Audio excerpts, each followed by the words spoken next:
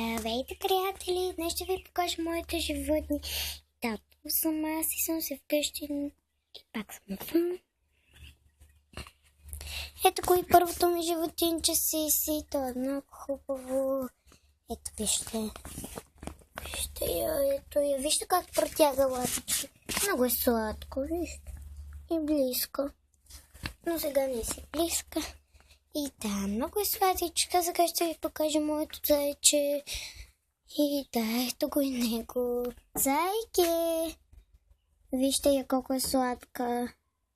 Така се е обърнала. Не знам защо е така. Ще ви я покажа и личицето. Ето вижте. Ето я. Сега ще ви заведа при едно мое кученце.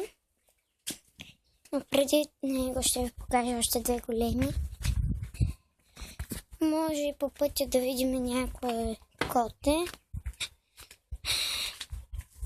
От тези, които имаме. Но не съм сигурна дали ще видите. Извинявайте. И ето я и ето я Сара. Сара! Хайде, ела, момиче. Сара! Вижте я! Вижте я колко е сладка. Сара! Шест момиче, долу. Долу. Ето и нея. Не. Спокойно, тя няма даже. Спокойно, тя не е толкова лоша. Тя само си играе. Принципе такава. И сега, приятели, ще ви покажа другото ми животинче.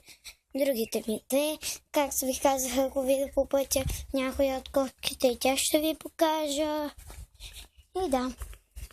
Тръгваме там. Аз сега правя втори клип. Не знам дали ще ви хареса. Но тук е празно, ето вижте, няма ходки. Сега ще ви заведа при Топчо, малкото ми сладко кученце, и при Чара, неговата, така да кажем, кака. Ето я Чара.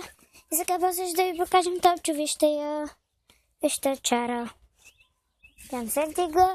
И ето го моето сладурче. Вижте го колко е сладко. Това е Топчо.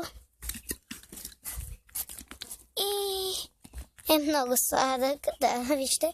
Както виждате, е много сладичко. Гледайте. Да. И така, приятели, това беше тези клип. Ако ви е хареса, дайте палец нагоре и се абонирайте за канала ми. Довиждане!